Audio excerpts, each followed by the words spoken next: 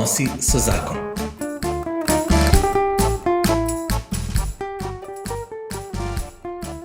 Dobrodošli v oddaji Odnosi so zakon. Danes imamo v svoji sredi prav posebnega gosta.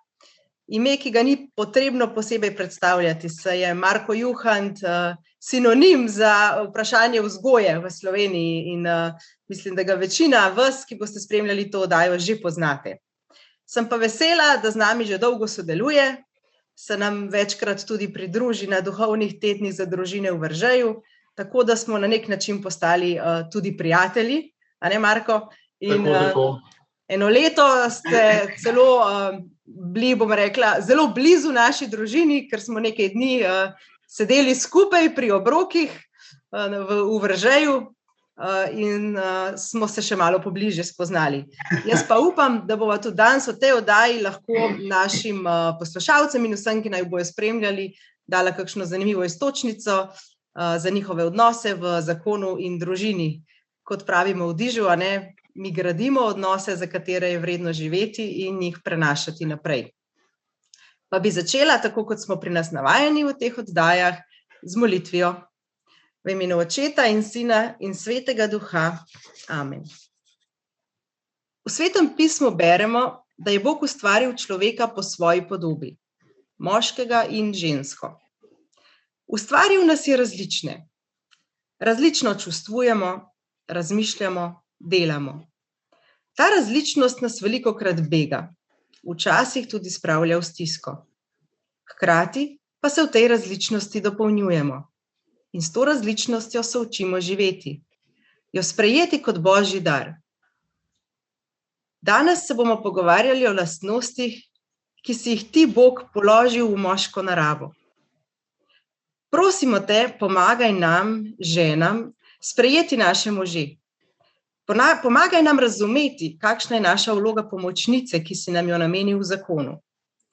Kako lahko svoje može in sinove podpremo v njihovem poslanstvu, da bodo možje in sinovi po tvoji podobi. Slava Očetu in Sinu in Svetemu Duhu, kakor je bilo v začetku, tako zdaj in vselej in vekomaj. Amen. V imenu Očeta in Sina in Svetega Duha. Amen. Torej, Marko, vi ste strokovnjak za vzgojo in večino knjig, ki jih jaz poznam, vaših, je v resnici govorila o vzgoji, a ne? Otrok. Ja.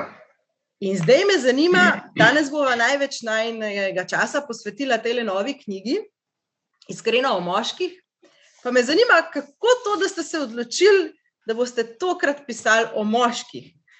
Je mogoče to kaj povezano z dejstvom, da je pri vzgoji eden najpomembnejših, če ne celo najpomembnejši vidik v resnici odnos med možem in ženo, torej med mamo in očetom? Definitivno. To je stvar, o kateri se vse premalo govori in preveč zlahka se jemlje to partnerstvo, recimo, a ne? Partnerja živita nekaj časa skupaj, imata enega otroka, po možnosti fanta. In takrat, ko je star 8-9 let, nista že več skupaj, mama ostane sama z otrokom in potem pri meni zvoni telefon, prihajajo maili v stilu na pomoč, obupana, panika, ne vem več kaj bi, a je to normalno in podobne stvari. Ni pa tistega moškega lika, predvsem pa takrat, ko otrok, ko ima očeta in mamo, on svoje potrebe, svoje želje, vse tisto, kar naslavlja, on naslavlja na odnos med njima. Nekam vmes to vrže, a ne? Dobesedno. In potem pač pograbi eden od njiju, tisti, ki mu je tematika bliže, a ne? In se zadeva začne urejati. Ko recimo partnerja ni, če moški zapusti družino, nekoč že so okoliščine, a ne? Mama sama z otrokom, otrok strelja v prazno. In se mora naučiti, da to pa zdaj ni nič, ne more kar tako nekako povedati in se bo zgodilo, ampak mora dobesedno terjati in to mora terjati od mame, kar pa pri mami poveča pritisk. dobi občutek, za vse sem sama. In kaj naj zdaj? Ker odziva ni, ona še malo razmišlja, tuhta. Prej je otrok vedel, da se meni ata pa mama pogosto, kaj bosta naredila. To je normalna, običajna praksa, da ne dobiš vedno odgovora, oziroma je včasih tudi bilo potem še nekaj česa. Zdajle se pa otrok si ne predstavlja, da mama melje sama s sabo, da se sama s sabo pogovarja, kaj ne zdaj naredim, da bo v redu. In ima občutek, da se nič ne dogaja, zato bolj pritisne. No in ta pritisk je lahko neznanski. Hkrati pa skozi vso svetovno zgodovino ne poznamo nobenega uspešnega modela, kjer bi ženske brez moških same vzgajale dečke. Pri nas rečejo, se so bili nunski samostani, pa so dečke. Ja, ampak zraven je bil pater.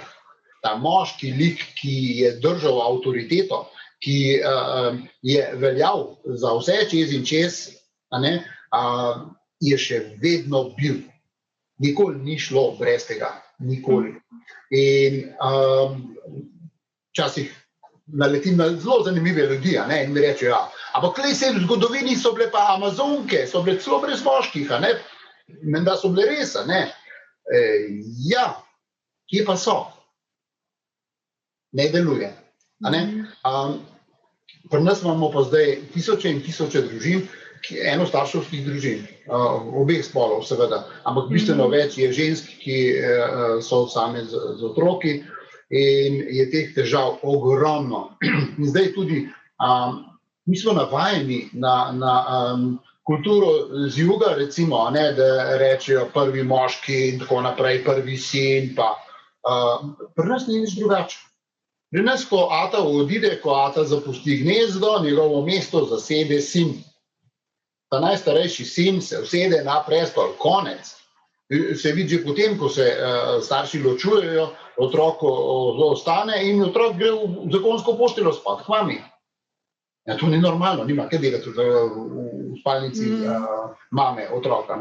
Na svojo sta vlagala veliko denarja, da ima svojo posteljo, svojo sobo, svoja vrata, svojo luč, svoje vse. Ampak seveda na začetku to paše, mami tudi paše, če ostane sama z otrokom. Ne ima rad. Ampak to je tista ljubezen, ki otrok začne življenje, mogoče bo komu tole zdajle se grdo slišal, ampak otrok začne življenje kot zajedavc. To vemo potem, da včasih so rekli en otrok en zob.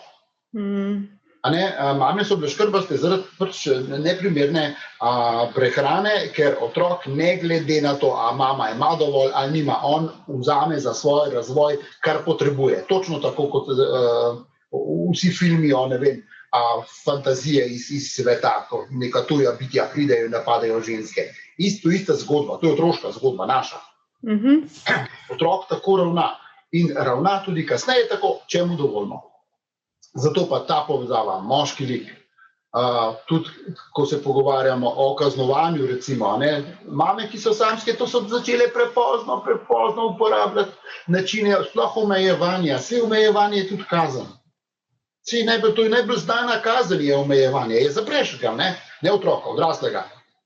Gre v zapor. To je kazen. In otroku tudi rečeš, ne smeš ven. Ali pa ne smeš tam biti, ne smeš tja, ne smeš k sosedu. To je kazen. Pa se še lahko tako fino delamo. Ne, mi pa ne kaznujemo, mi smo pa nežni. Otrok vse, ko mu rečeš ne, doživlja kot kazen. Čim ni po njegovi ritki, ko jih imate 3, 4, 5, 6, so zadeve zelo enostavne. Vendar, vam ta 7. ali pa ta 8. zna narediti problem, ki ga še niste imeli. Res je. Ker je vsak drugačen. Na Gorenjskem se temu reče, malo navihano, da so vsi ptički iz istega gnezda, ampak zgleda, kot da niso od istega tiča. No, in to zdaj doživljamo. Vsak, res je, čisto vsak drugačen. Tudi če imate dvojčke, sta različna, mama jih loči že zelo zgodaj, ostala žlahta dosti kasneje. V stroki poznamo izraz dvojček A pa dvojček B, ker sta tako različna. Dvojček A, to je tisti, ki je bil prvorojeni, če je bil naraven porod, oziroma tisti, ki je bil bolje ocenjen, ki je bil mečken večji, mečken bolj razvit, mečken bolj živahen, mečken bolj glasen, po Abgarju, če je dobil več točk in tako naprej. To je A. In je celo življenje prej, razen B ima punco prej, če sta fanta, enojajčna dvojčka, B ima zmeraj prej punco kot A. Ker se mu mudi, njemu se mudi, on mora to prvega prehiteti, pa ga ne more. S punco ga pa lahko, pa z biciklom. Ja. No, evo, zdaj, ta kombinacija moškega in ženske in potreba po, ne gre za to, da bi moški predstavljal neko tako čudovito vrhunsko avtoriteto. Ne. Moški, če je prav, vse prav v družini, je avtoriteta, ki razmišlja, je avtoriteta, s katero se da pogovarjati, je avtoriteta, ki da neko trdnost. Ker takrat, kadar je vse narobe, včasih imaš občutek, da je vse narobe, reče, vse bo. Vse smo rešili, pa bomo tole tudi. Če to ta moški, če ste takega izbrali, imate gotovo pravega, ne? Ker ne samo, da prinese neke rešitve, ampak prinese tudi klimo, tisto, saj bo šlo. Ne? In to iz samozavesti vam pride, iz izkušenj, ki jih že ima v življenju. Jaz, ko gledam moške, srečujem moške, to je zelo zanimivo, ravno v Dižu, so očetje 3, 4, 5, 6 in tako naprej otrok. To je čisto, ko se o vzgoji pogovarjaš, to je čisto druga pesem, ker tam, kjer imajo enega ali pa dva. Tam pri enem ali dveh so nekateri še čisto ob stran stojijo, veste, možje, jih ni. Tega ata nekako ni. On je za tenis, pa za šport, pa za take stvari, ne. Da bi pa šel z multike šraufati ali pa kaj tazga, nekaj, kar enega od njih veseli. Pa to jaz nimam tega, ne, reče, nisem sposoben, jaz pač ga bomo dali nekam v tečaje, ne. Še zmeraj si misli, da bodo drugi vzgajali njegove otroke. Medtem, ko tule, no to je tudi en od razlogov, zakaj tako z veseljem prihajam v Veržeje, ne, to je zelo specifična situacija. Zame tudi, vedno znova sem presenečen, ugotovim nove stvari, zvem nove, da treba vedeti, da se učim tudi jaz v obratno smer. Moram priznati, da knjiga je nastala tudi zato, ker je Toni Mrvič, vem, da nekateri ga poznate, on je drugače evangeličanski pastor, vsebine so še vedno krščanske, čisto tako, ne, vrednote so krščanske in to, no, skupaj, on je dal pobudo, dajva, a bi mi dva tole skupaj, ne. Ko smo se začela pogovarjati, smo ugotovila, da ja. Imava zelo, ko je on napisal prve 3 strani, jaz sem že vedel, kaj. To je bilo tako kratko, mislim, kratko nastalo je res v kratkem času, zato, ker sva imela oba že nekako, knjiga je že bila samo napisana, še ni bila, to hočem povedati. Je bila že v glavi, ne? Ja. Ni pa bila še napisana in to se je prav hitro zgodilo. Ima posebno zgodbo ta knjiga tudi, to je iskanje naslova, ker sva imela različne naslove. Želela sva naslov, ki pove veliko, pove ta pravo in ki tudi potegne, seveda. No in smo imeli odziva, je bilo veliko tisoč, nekaj 10 000 odzivov je bilo s temle s predlogi, kakšno naj bo ime, mi da so dala 2 možnosti in ene 5-6 mame so bile to, so združili obe možnosti skupaj in torej, to je potem ostalo iskreno o moških, to je bilo en naslov, druga možnost je bilo, kako s partnerji in sinovi, je bil drug naslov, no in to te so združile, večkrat je bilo drugače, no, ponujeno, ampak v glavnem odziva je bilo veliko, tema velika, je bila velika zanimanje, ljudje jo preberejo, povedo, prav pride. To zdaj ne želim posebej delati reklamo za knjigo, ker je ne rabi, temu se reče ena od tistih knjig, ki se sama prodaja. Ja, ker noter so pa take vsebine, sej bomo še videli, najbrž boste še kaj vprašali, ne? Ja, seveda. V bistvu me ravno to zanima, no? knjiga, ne, o moških pa ženskah, pa o tej različnosti v naši naravi je malo morje, ne. Mi je zanimivo, ne, da kljub temu, koliko te literature že obstaja, ne, da je to še zmeraj ena, bom rekla, večno neizpeta tema, ne. Kaj vi mislite, v čem je v resnici problem? Zakaj ljudje še zmeraj se čutimo, da ne vemo dovolj, da rabimo še več znanja, še več neke literature na to temo? V čem je v bistvu hakeljc? Jaz mislim, da nas vedno znova preseneti, da smo tako različni. Aha.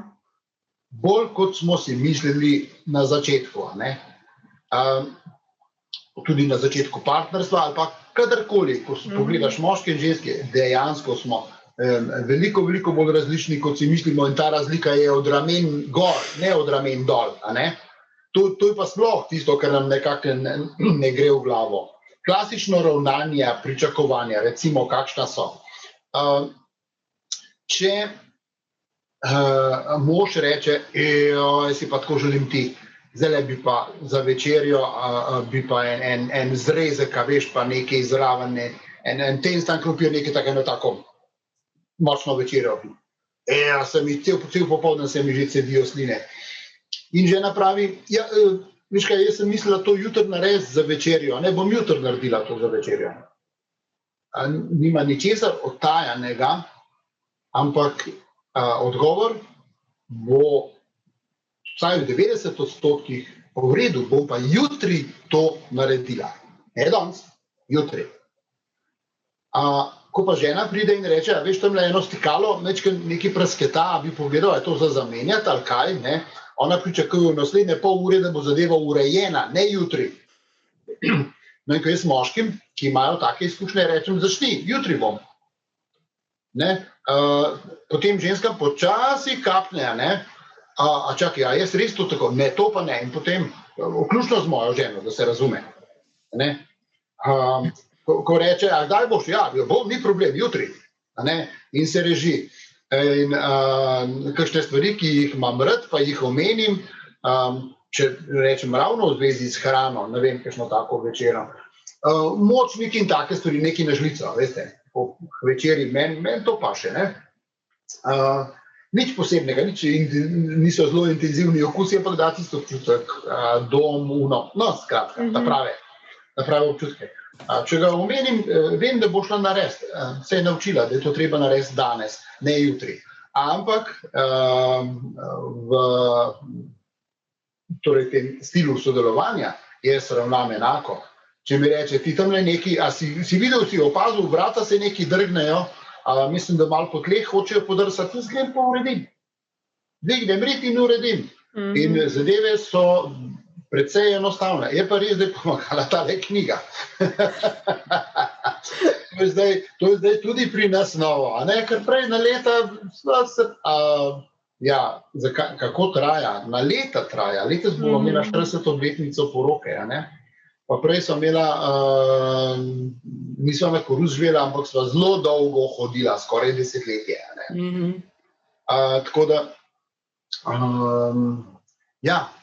še vedno to, čez 40 let poročen, ne pomeni, da ne moreš postati boljši mož ali pa boljša žena. Na zelo enostaven način. Samo prisluhneš. In se naučiš in kvaliteta življenja je dejansko boljša. Jaz se počutim kot car, a veste. Samo omenim, a ne, sem razmišljal o temle, ne, in potem prav, ti zdaj naredim, a ne, medlo rečemo pri nas, recimo temu močniku. Super. Da ne bi mislili, da ne znam tudi tega sam skuhati.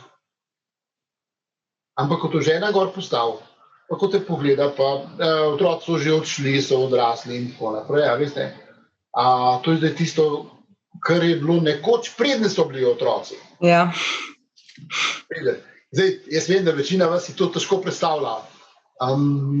Super je, ker veš, da so na varnem, veš, da so si svoje življenje vzpostavili in tako naprej in imaš čas, kljub delu in vsemu ostalemu, no, žena je že v penziji, tako da itak, se veste, kako je s časom, ko si v penziji, nima časa, ne, se vedno nekam nekam mudi, ne. Ampak ta občutek, da se znava zmeniti, da si znava prisluhniti majčkeno bolj. 40 let, po 40 letih. To je super. Ja. To je super sporočilo, ne, za pač vse tiste, ki bodo tole oddajo gledali, ne, ker mi, da smo ljudje tako narejeni, da kar prehitro obupamo, ne, in da mogoče to, kar ste na začetku omenili, ne, koliko zakonov razpade, še preden otroci zrastejo, verjetno razpade tudi zato, ker prehitro obupamo, ne, ker ko ni rezultata, ne vem, se 2-3 dni trudiš nekaj delati drugače, pa se mož ne odzove, pa že kar vržeš puško v koruzo in si rečeš brez veze, ne. Ja. Bi mogoče sam navezala na tale močnik, ne? Ja. Ste moški radi postreženi od svojih žena?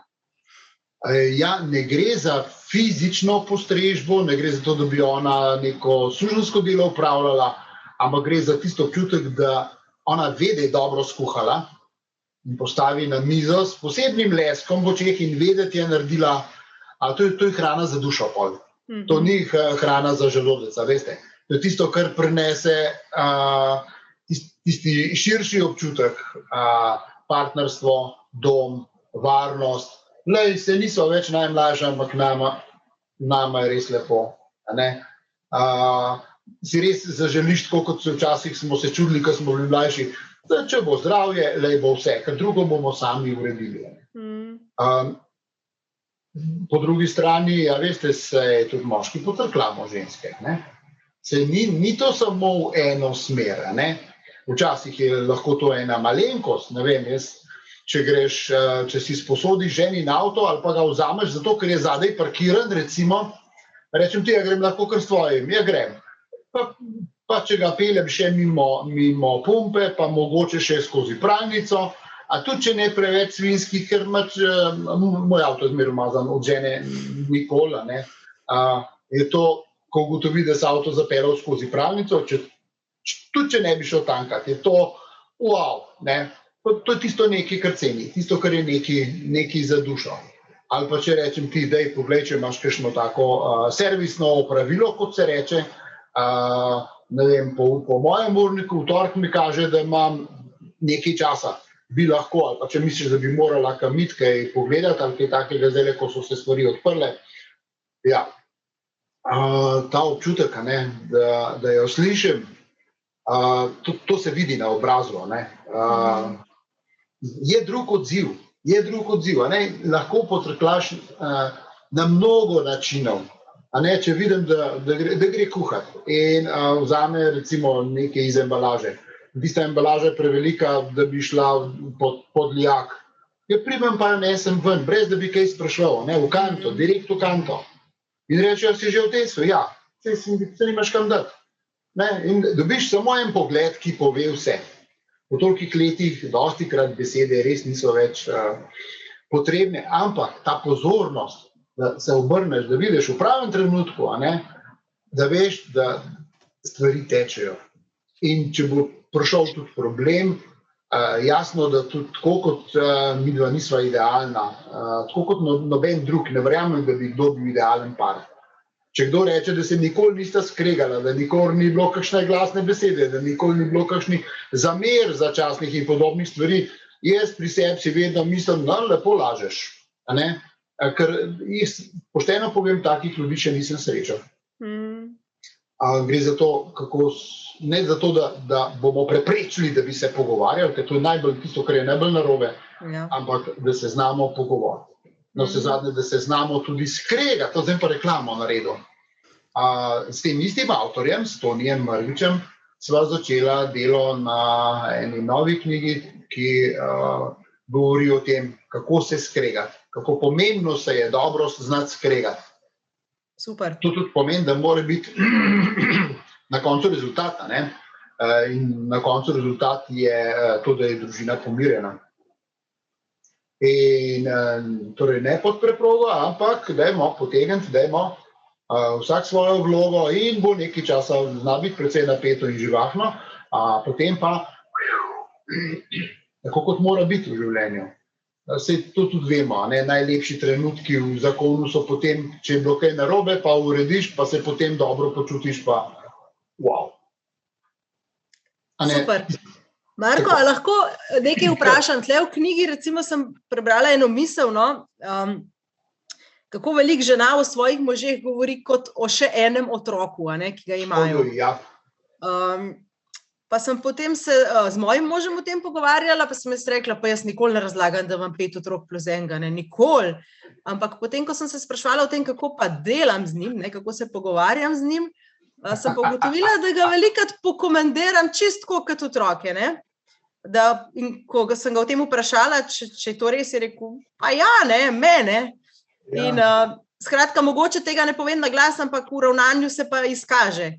A je tudi to ena od stvari, zaradi katerih možje tako bežijo iz odnosov, ker so v resnici tretirani kot eni otroci, ne pa kot odrasli ljudje? Ja, to je velika težava. Gre za prizadetost, o kateri moški praviloma zelo težko spregovori, ker se počuti tako, kot bi bil obravnavan od svoje mame. In vzgojeni smo tako, da svojim mamam, ko si bolj večji, se pač ne smeš upirati. Moš nekako najti pot okrog tega, da boš zadeve uredil. Ne pa tako, da se upreš. Lahko tašči rečeš ne, to ni problem. Svoji mami reči ne, je ponavadi veliko težje. No in ko se to zgodi v zakonu in dobiš občutek, da te partnerka, žena, da te enako obravnava kot otroke, ni dober občutek in mnogi so kar tiho. Nič ne rečejo ali pa si mislijo kasneje, kaj reči, pol pa, ne bom brskal. Noče še enkrat se o tem pogovarjati, ker preveč boli. Zelo preprosto. Noče še enkrat odpirati teme. Najhuje je, če to doživi pred partnerji ali pa poslovnimi ali pa pred svojimi prijatelji, da ga žena potovče pred njimi dol na tak način, da daje vedeti ne to, kdo ima komando, ampak da ga tako obravnava kot otroka. Ne vem, pridejo prijatelji, zdaj si izmišljujem si zgodbo, bodo skupaj pogledali tekmo, že to, da je žena za in da bo mir in da bojo otroci nekje druge, super bo. No in pol on prinese, reče, no zdaj idem pa po pivo in ona reče, pa gledaj, boš podstavke prinesel za pier. Mislim, da to je to. En tak komentar lahko zelo zaboli. Drugo je, če človek prinese, če žena gre, vidi, da so brez podstavkov, možu v roko jih stisne, pride in jih stisne možu v roko in se res, dajmo fantje podstavke, jaz še pomislil nisem, žena skrbi za to, da imamo lepo, da imamo fajn. Oba sta profitirala. Ona, ker bojo podstavki, on, ker je bil spoštovan in še postavil je tisto oceno, bi rekel, mnenje o svoji ženi. Ona skrbi, da so stvari pri nas v redu, da se ohranijo, da se ne poškodujejo, da vzdržujemo in tako naprej. To je pa zdaj za mnoge od žena nikoli niso slišale, kako pomemben je njihov prispevek. Ga čutijo samo kot gospodinjsko naporno in zoprno delo. Lahko imajo tudi veselje kdaj z njim, ampak če tega nikoli ne omeniš, če ne poveš tega tudi drugim, da to ceniš, to je nepopisno. Jaz ne morem pozabiti, neko srečanje smo imeli, takrat sem bil še ravnatelj v vzgojnem zavodu. In smo se peljali mimo mojega doma in to ni bilo tako pogosto, da bi bilo pač 10 ljudi strokovnjakov na kupu, pa tam čisto blizu nas doma. In jaz jih pripeljem domov, in stolov je nekako zmanjkalo, vse je bilo in zasedeno, imeli smo neko pijačo, smo dali na mizo kavo, nekaj takega, začnemo piti in zmanjka stol za ženo, in jaz tako po moško lepo udarim po stegnu, češ, tle se poč dol, in ona se usede in so mi potem kolegi rekli kasneje, v naslednjih dneh, ko eden kot drugi, mislim, so tlej, ko prej se je kdo oglasil, lahko te, ki se je videl, kako te ima žena rada. To, da sem jaz ponudil stol in je prišla v pričo, in se vedela, da so moji kolegi, to ni neka fina združba, ampak smo bili zelo realni ljudje, ona se je lepo vse usedla in ta občutek, ki ga je dala, In ko sem jaz to povedal, njej je rekla, pa saj je res, saj imajo prav, saj te imam res rada, saj meni je bilo res fino. In sem bila del te družbe. In jaz sem tudi vprašal, pa sem res počutila kot otrok, tako ta da otroka v naročje, to je polna miza. Prav, one ne, prav, sem se lepo usedla in sem tam, vse sem tekala okrog, pa tudi jaz sem seveda tekel še kaj iskat in sem tekel. Se sprehodil pa prinesel stvari, ko je bilo treba še kaj dopolniti ponudbo na mizi. Ampak tukaj se vidi tisto sodelovanje in vidi se spoštovanje. Ne, ti pa zdaj tam stoji, najci ali pa na kavce vsedi, pa iz sosednega prostora glej k nam, kako se imamo fino. Gospodina mora biti del tega, to ni tako kot kuhar v gostilni, ki sme prideti se pokazati šele takrat, ko se torta postreže. Gospodina mora imeti prvi najbližji stol štedilniku in ta je njen.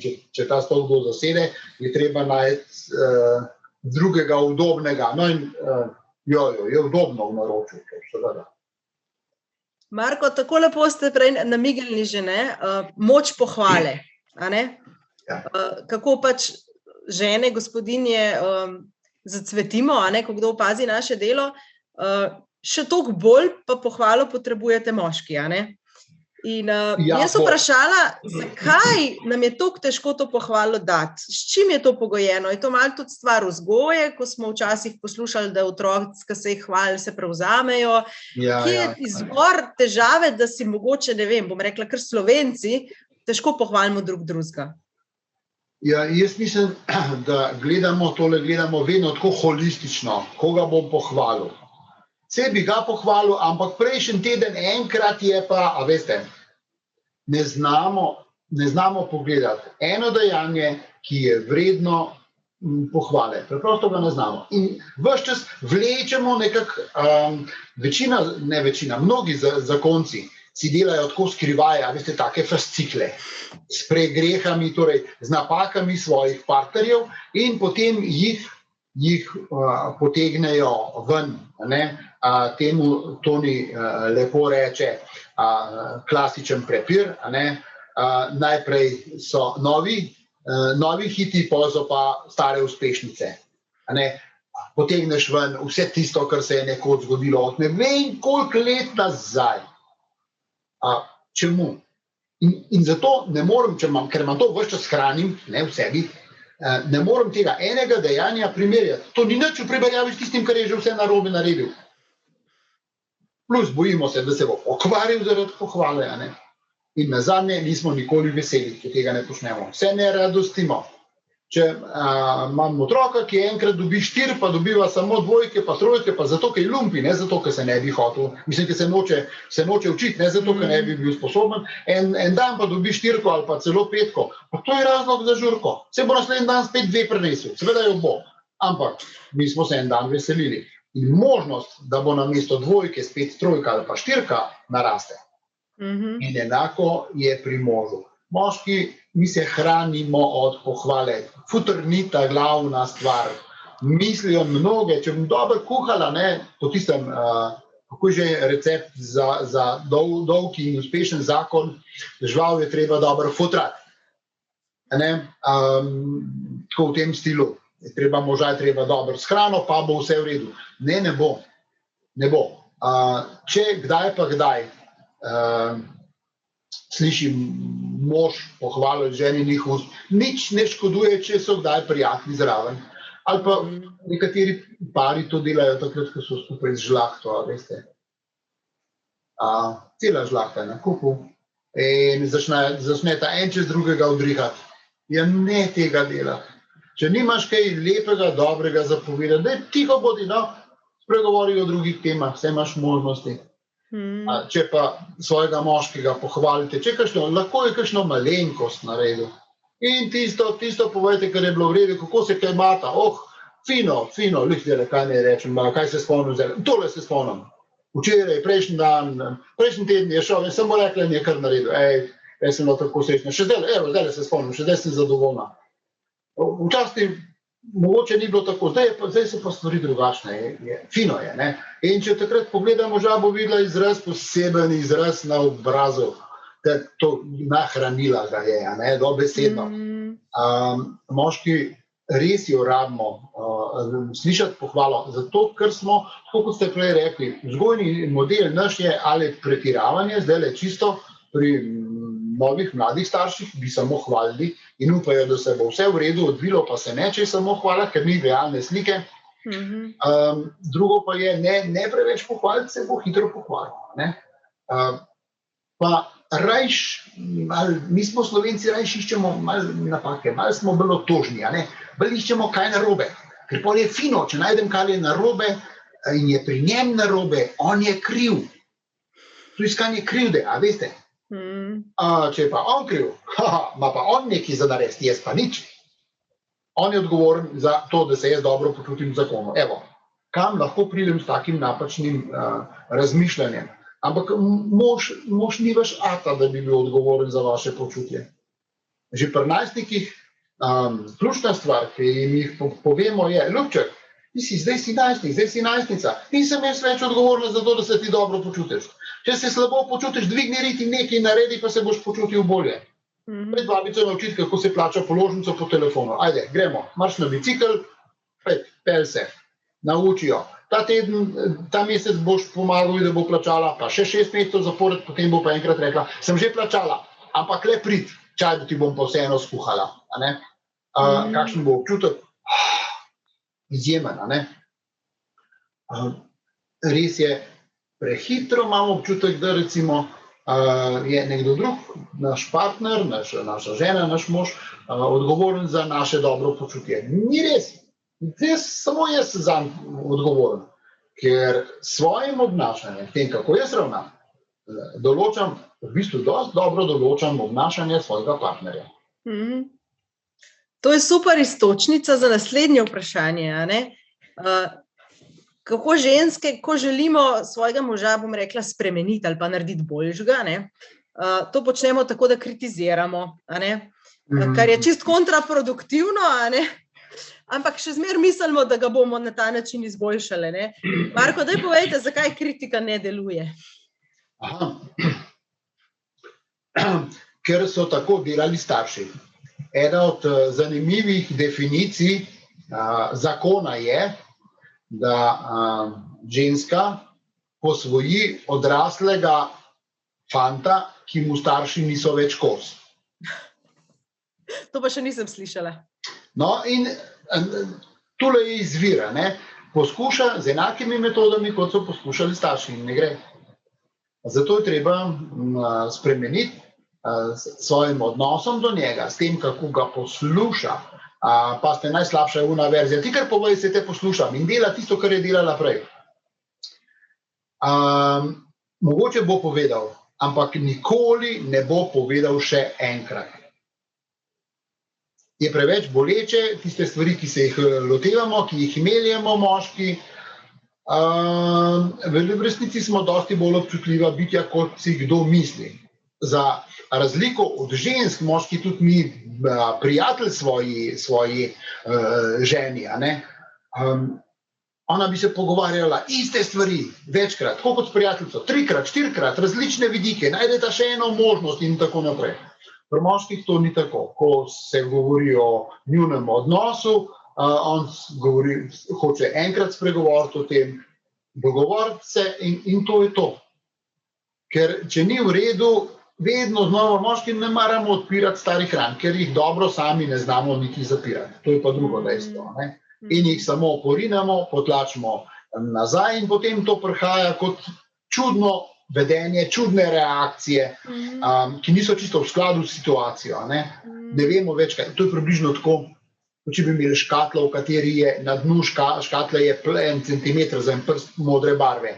In prav previdno čez nalijemo belo barvo in potem gremo barvati z belo, in hitro ugotovimo, da barva ni dobro premešana. In potem to premešamo in dobimo modro, svetlo modro. In se čudimo, odkot zdaj svetlo modra, če sem belo nalil noter. Noter je bil ostanek, ki je bil čisto v redu, pa čisto pri miru, dokler nisem začel stvari mešati. To smo. Temu rečemo v zakonu drek mešati. In pol pride na vrh vse tisto, kar je bilo že posedeno na dnu. Če preveč mešaš in moški, tega res ne maramo, zato ker ne znamo, v glavnem ne znamo zapirati teh stvari.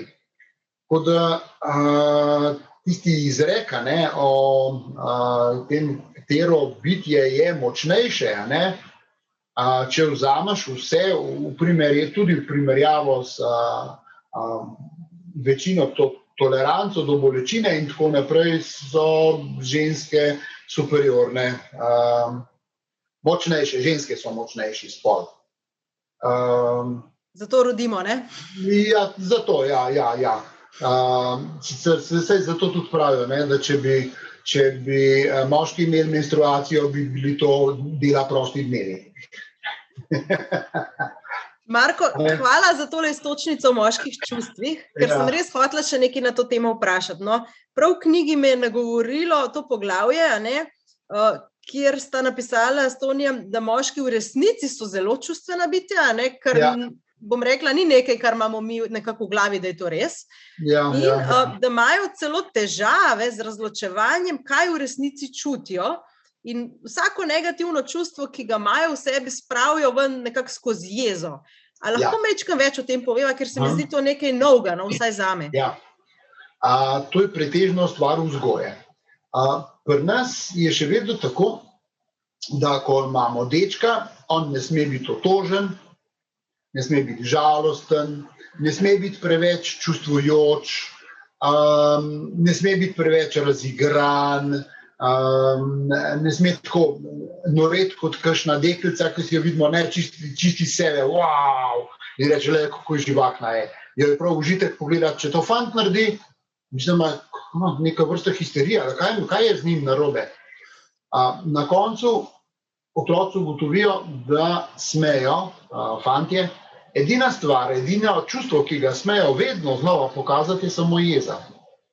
Jezni so pa lahko. In sicer jih naučimo, če smo v redu starši, jih naučimo. Vsa čustva so dovoljena, vsa ravnanja pa ne. Če si jezen na svojega brata, to ne pomeni, da ga lahko butnaš. Si pa verjamem, da si kdaj upravičeno jezen. To sta dve ločeni stvari. Kaj smeš narediti in katera čustva so dovoljena. A v resnici pri moških vsa čustva niso dovoljena, ker to je, zdaj si pa zamislite, da imate enega moškega, ki gleda z vami film in joka kot dež. V moški skrivamo te solze. Že če so solze ponosa. Recimo, naši zmagajo na neki, smučarski tekmi in naša himna, naša zastava in tako naprej. Marsikomu se utrne ena solza, ampak jo bojo moški hitro skrili. Ali pa začeli kaj drugega govoriti, samo zato, da to situacijo neprijetno prekinejo, ker tudi ni prijetno pokazati ta čustva. In če bi bili, kot sem prej govoril o tistih 3 kolegih, ki so prišli, pa bodo skupaj pogledali tekmo, pa če je to smučarska, pa naši zmagajo in bodo vsi 3 tako ponosni, bodo vsi 3 skrivali tiste solze. Najslabše, kar lahko žena naredi, je reče, no, a zdaj pa vsi 3 smrkate, ne samo naš. Tudi ponosen ne sme biti. Zakaj moški nočemo hoditi na govorilne ure ali pa na nastope svojih otrok v šolo? Zato, ko ga vidiš, ko te razganja od ponosa, in obstaja res ta nevarnost, da boš mečkeno pretiraval s svojimi čustvi. Zato nismo čustveni, ker nam ni dovoljeno biti. Dovoljeno po moško je pa biti, dovoljeno je pa biti jezen. In to je edino čustvo, ki ga moški sme kadarkoli pokazati. In če se zraven obvlada, da se obnaša primerno, je sicer jezen in pokaže jezo, ampak obnaša se pa primerno, celo pridobi na statusu, mislim, da je človek, on se pa obvlada. Ni ugodno tole za fante. Fante bi morali tudi se zjokati, fantje bi morali tudi se veseliti, nepopisno veseliti. morali bi doživeti tiste radosti, morali bi doživeti zadovoljstva. Tega tudi danes ni. Fantje ne poznajo občutka zadovoljstva, mnogi ne, ker so naloge, ki jih dobivajo, prelahke. In če so naloge prelahke, ki jo opravi, čuti samo olajšanje. Mat ne bo več težila. Ali pa ata ne bo več težil. To je to, ne? Če je pa naloga res težka in jo opravi, je pa ponosen na svoje delo. Lejte. A sme ta ponos izkazati? Ja, ne prav preveč, ne? Mislim, to pa tudi nisi naredil, no. Hitro znamo izničiti. Še ena stvar je pri nas problem. Ne znamo sprejeti pohvale. Nas niso naučili. Kako se pohvalo sprejme? Nas niso. Stvar je pravzaprav enostavna, ne? Rečeš hvala in utihneš. Ampak to se zdaj tudi z drugimi doktrinami lahko tepe, kdo lahko to razume kot napuh. Ja. Naredite čudovito potico, dobite obiske in jo poskusijo to potico in rečejo, kako je dobra potica, če vi rečete, hvala. Ostane, ta naboj ostane, vi ste pohvalo dobili in tako naprej, ne? Večina gospodin bo rekla, se ni najboljša, veš, da se malo se razdra, ali pa moja mama je znala, ali pa tašča je znala, jaz ne znam še tako dobro. Takoj razvrednotiš. Rade se ženske demantiramo takoj, ne? Ja, takoj. In to je problem. Enako je pa z moškimi, ne? Če dobi neko pohvalo, se ne ve, kaj bi z njo. Se ne ve, stoji tam ko lipa v bok, sploh ne ve, kaj bi naredil. Ker jih ne naučimo. Samo reci hvala in utihni. In ne se bati, da bodo ljudje mislili, če je bila pohvala upravičena, je to najboljša stvar. In to je res močno sporočilo. In če grem pa spečem kruh kot moški, pa ga pohvalijo in rečem samo hvala, ne, jaz seveda bom imel spet željo speči kruh. Če pa jaz rečem, se ni, tale ni glih najboljši, pa uno, pa drugo, pa tretje, nisem prepričan niti sam potem več, sam sebi verjamem, ne? Nisem več prepričan, da je res tako dober, pa se to ni zame, pa ne, dajmo ga kupiti, saj tam je dobrega spečejo, pa še dela ni. In nazadnje smo tisti domači kruh, ki je lahko tako zelo pomemben. Če lahko podelim eno anekdoto, glih na to temo pohvale, ker sem jo doživela v službi pred nekaj leti. Prišla sem v službo v eni oblekici, ki sem jo dobila, rabljeni, ampak taki lepi in sem se v njej dobro počutila. In potem me sreča sodelavka v kuhinji pa reče, joj Marjeta, v tej obleki si pa toliko dobra. In jaz se pogledam, rečem, vem, skoraj je padla na tla od presenečenja. Tudi jaz, sama pri sebi, ker jaz redko rečem kaj tazga, ampak res trdila njena opažanja, ker sem se jaz res dobro počutila. Skratka, koliko je to naši kulturi v resnici tuje, kakšnim drugim pa ne. Poznamo pa kulture, kjer je pa pohvale, ne vem, če pogledaš Američane, je pa že malo preveč vse skupaj, je pa že vse super. Tako da mogoče je fajn, da dava eno to sporočilo, za dobro zakona in tudi naših otrok. Realna pohvala tam, kjer je pač na mestu. Ja, je treba tudi znati sprejeti, samo rečeš hvala, ali pa tako, kot ste vi rekli, vem. Sej, tole so tudi druge, sem se spomnil ene luštne take anekdote, so imeli računovodsko hišo in je bilo nekaj, v glavnem so se, z neko stranko so se znašli na sodišču. In bil tam en skromen računovodja in ga vpraša odvetnik, prav, a ste dober računovodja, prav, najboljši v naši hiši, vsi sem čeljust dol pade, ne? In prav, kako najboljši v naši hiši? Nikoli, zelo skromen človek, on ne bi tega nikoli izjavil, sploh nisem mogel verjeti. No in ga pol šef vpraša, prav, kako da ste izjavili, da ste najboljši v naši hiši, če pa nikoli kaj tazga ne bi pričakoval od vas? Prav, ja, sem bil pod prisego. In zato je povedal resnico. Mi, ko sprejmemo pohvalo, dajmo sprejeti to resnico, tako kot je ta možakar dal iz sebe, dajmo mi to tako sprejeti. In tudi, ko dajemo pohvalo, ne, da jo daš za to, da bo, ne vem, kdo se dobro počutil, ampak jo dam za to, da pokažem, opazil sem.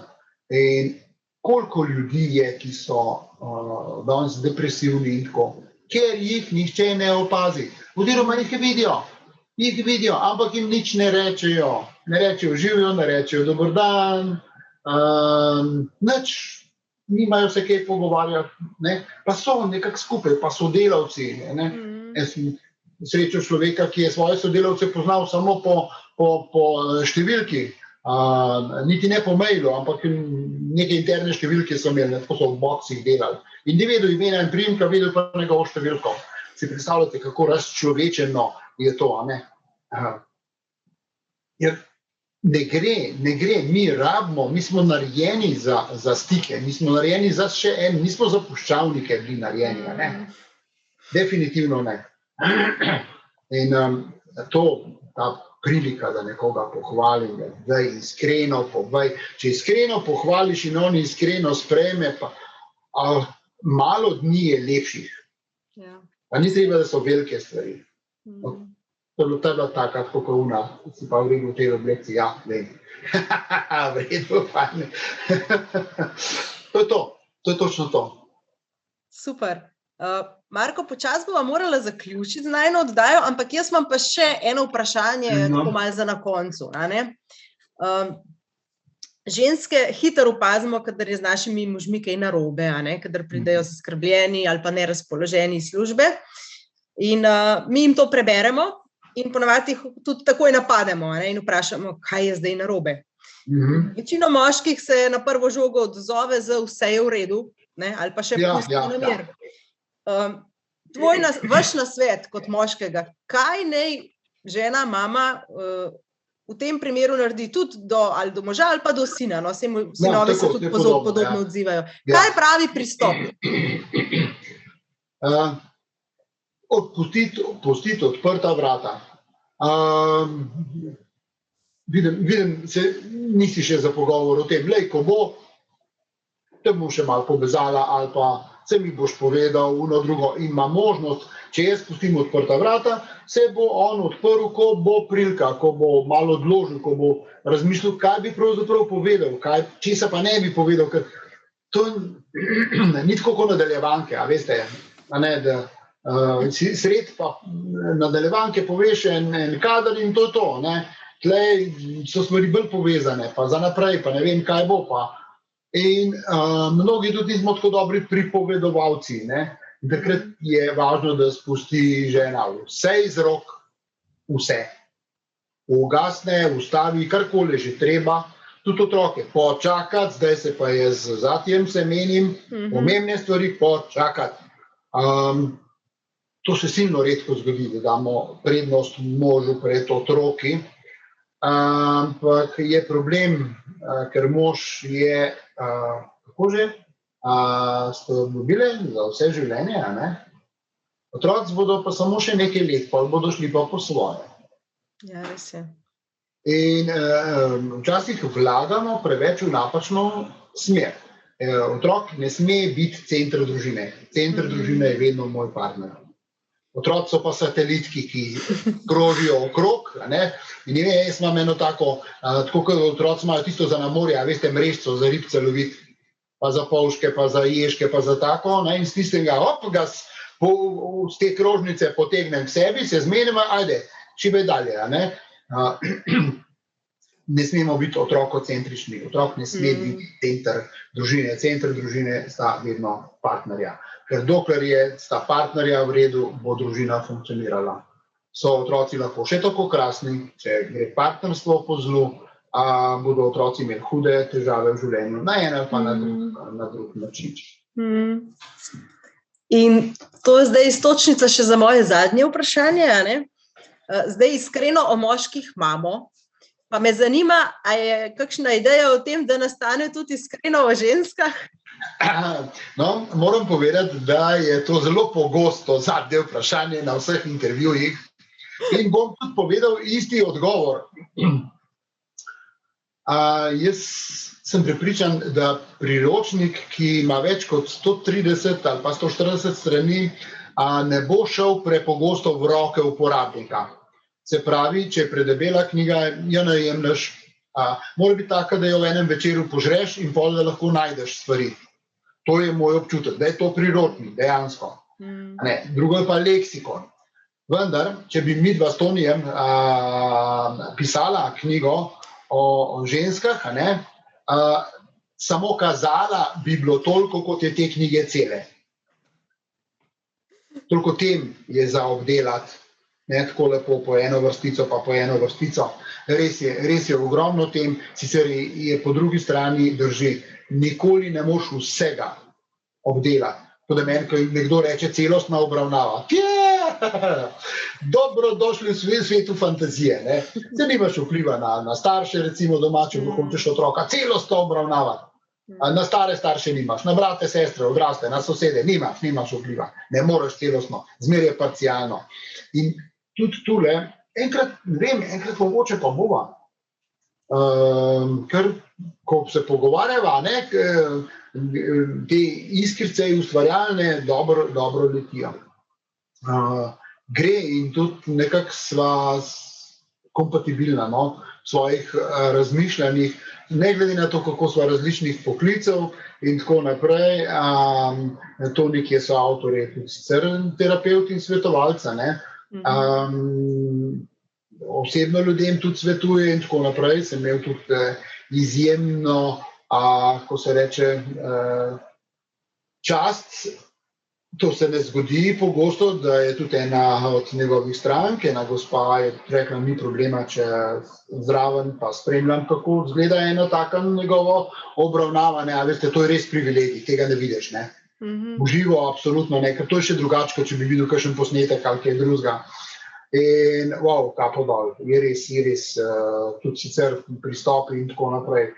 Ja, sva kompatibilna, tako da zna biti kdaj tudi, pa bo rekla, na vodič za žene, možem namenjen vodič za žene, ali pa fantom za punce. Prvi del od 600. Tako, nekaj tasga, jaz mislim, da bi morali biti nekaj kratkih stvari, so specifike. So specifike, ki bi bilo vredno tudi obelodaniti. Tule je zanimivo, moški, kako se odzivajo na knjigo. Rečejo, najprej mi ni bilo všeč, potem mi je bilo všeč, potem sem ugotovil, da to sem jaz. Tako, da se je zgodilo, da so kupili moški knjigo, eno za ženo in eno za taščo. Da boš vedela, kako se z mano dela, v tem stilu. In je bilo dobro sprejeto, je pol tudi odziv nazaj, je imel pač možakar srečo tudi, da vsaj, če že Tonija ni poznala gospa, je mene poznala zaradi ognišče in je bilo to pol tako dobronamerno vzeto in hecno in menda pomaga. No tako, prvi znaki so bili pomaga. To je fajn novica, za vse tiste, ki knjige še niste prebrali in tudi vabilo, da jo preberete. Lahko potrdim, da jo je možno prebrati v enem večeru, jaz sem jo. Ja. Pa še kaj sem si vmes podčrtala. Tako da, Marko Juhant, hvala lepa. Samo delček te knjige sva v resnici danes uspela odstreti v tem pogovoru, še veliko je ostalo tem, bo treba še kakšno oddajo narediti na to temo. Mogoče bomo še Tonijo Mrvičev kakšno oddajo povabili. Ja, tako. In res upam, da vsi, ki ste tole uspeli poslušati, pogledati, da ste našli kaj zase. Naj ob tem še povabim, da tele naše oddaje po novem niso samo video oddaje, ampak da jih tudi delamo v obliki podcastov. Tule spodaj boste prebrali link, kjer si lahko oddajo potem zavrtite tudi na poti, če ste v avtu ali pa mame, ki rade delamo več stvari hkrati, morda med kakšnim zlaganjem perila. Tako da lepo vabljeni, da se tudi na naše podcaste naročite in lahko vsako oddajo, ki jo posnamemo, tudi v audio obliki poslušate. Zdaj za konec bova pa zmolila še eno molitev. V Dižu pravimo, da se učimo graditi odnose, pa da tega ne počnemo čisto sami. Da vedno prosimo za Božjo pomoč. Zato smo naredili posebne kartice. Tole je molitev za moža, ki jo molimo žene. In tole je molitev za žene, ki jo molijo možje. In bova danes molila molitev za može, da bi bili možje po Božji podobi in da bi ime znale biti primerna pomoč in da bi skupaj bili najboljši zgled in varno gnezdo svojim otrokom. V imenu Očeta in Sina in Svetega Duha. Amen. Nebeški Oče, hvala ti za mojega moža. Varuj in vodi ga pri vseh odločitvah. Naj bo njegovo življenje in delo tebi v slavo. Pomagaj mu sredi stisk in težav pogled upirati vate. Napolni ga z močjo in mirom. Varuj ga v svoji čisti ljubezni in ga ohrani trdnega v veri. Naj se izpopolnjuje moškega po tvoji zamisli, pogumnega, velikodušnega, čuječega in ljubečega. V tvoji večni zvestobi naj skupaj rasteva v veri, upanju in ljubezni. Slava Očetu in Sinu in Svetemu Duhu, kakor je bilo v začetku, tako zdaj in vselej in vekomaj. Amen. V imenu Očeta in Sina in Svetega Duha. Amen.